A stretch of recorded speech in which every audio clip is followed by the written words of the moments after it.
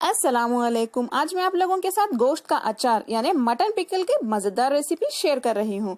आप इसे आराम से 10 से 12 दिन रख के खा सकते हैं। ये बकरीद स्पेशल रेसिपी है। तो चलिए शुरू करते हैं। गोश्त का अचार बनाने के लिए सबसे पहले हमें चाहिए आधा किलो गोश्त। देखिए, गोश्त के इस तरह से छोटे छोटे पीसेस कर लें। इसे प्रेशर कुकर में डाल देते हैं। नेक्स्ट इसमें डालें 1 टीस्पून नमक और आधा टीस्पून हल्दी, और इसमें एक आधा ग्लास पानी डाल देते हैं। इसे अच्छे से मिक्स कर लें।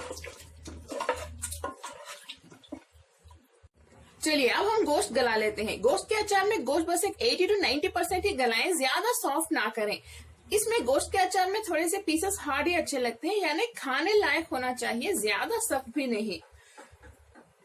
हाई फ्लेम पे 1 सीटी यानी 1 विजिल आने के बाद मैं इसे बस एक 5 से 8 मिनट ही पकाऊंगी। ये गोश्त के ऊपर डिपेंड करता है। जब आप गोश्त गलाएंगे बीच बीच में आप चेक करते रहिए, इसे ज्यादा सॉफ्ट होने ना दें। और गोश्त गलने के बाद ये जो पानी है कंप्लीटली ड्राई कर लें। गोश्त के अचार में पानी अच्छे से ड्राई करना होगा। गोश्त हमारा गल रहा है, तब तक हम थोड़े इंग्रेडिएंट्स भून के पीस लेते हैं। तो इस पैन में डालिए 1.5 टीस्पून जीरा, 1 टीस्पून राई, थोड़े से मेथी के सीड्स। देखिए बस थोड़े ही डालिए, एक 1/4 टीस्पून से भी थोड़ा कम, वरना हमारा गोश्त का अचार कड़वा हो सकता है। मीडियम फ्लेम पे इन्हें बस 1 या 2 मिनट के लिए भून लें, इन्हें जलाइए मत। भुने हुए जीरा, राई और मेथी के सीड सब रेडी हैं। जब ये ठंडे हो जाएंगे हम इन्हें अच्छे से पीस लेते हैं। एक बारीक पाउडर की तरह पीस लें। पिसा हुआ पाउडर अब तैयार है। चलिए इस रेसिपी के नेक्स्ट स्टेप की ओर हम बढ़ते हैं। गोश्त हमारा 80 to 90% गल चुका है। इसमें जो पानी है वो मैं सुखा रही हूँ। इसे अच्छे से सुखा लें।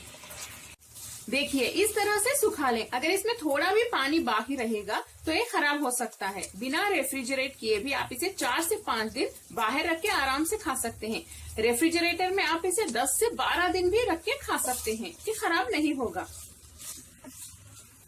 जब आप इसे बिना रेफ्रिजरेट किए बाहर रखेंगे तो बीच बीच में यानी 1 या 2 दिन के बाद चेक करते रहिए।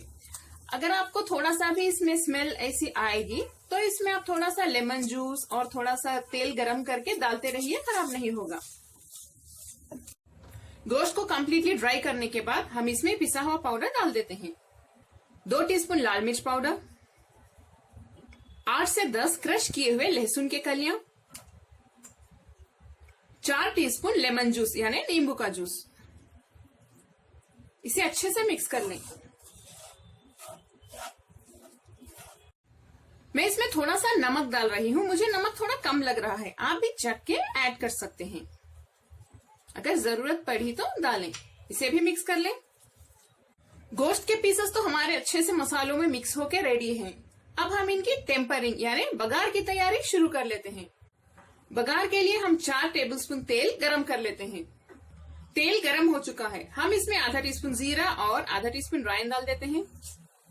2 लाल सूखी हुई लाल मिर्च, थोड़े से करी पत्ता यानी करिएपाक। बघार हमारा तैयार है। चलिए इस टेम्परिंग को यानी बघार को गोश्त के पीसेस में डाल देते हैं। इन्हें अच्छे से मिक्स कर लें। अब गोश्त को पकाने की जरूरत नहीं है, फ्लेम को बंद ही रखिए। बस इसे मिक्स कर लें। मजेदार गोश्त का अचार हमारा तैयार है। देखिए देखने में ये कितना टेस्टी लग रहा है और बहुत अच्छी खुशबू आ रही है इसमें से। अगर आपको नमक कम लगा तो इस वक्त भी आप थोड़ा सा नमक डाल के मिक्स कर सकते हैं। कमेंट्स में जरूर बताएं आपको मेरी आज की ये गोश्त के अचार की रेसिपी यानी मटन पिकल रेसिपी कैसी लगी। अगर आपको मेरी रेसिपी पसंद आई तो प्लीज मेरे चैनल कुक विद फेम को सब्सक्राइब करें और बेल आइकॉन भी प्रेस कर दें। इस बकरीद इस रेसिपी को आप जरूर ट्राई करें, लाइक करें और इस वीडियो को अपने फैमिली और फ्रेंड्स के साथ शेयर भी करें। अस्सलाम वालेकुम।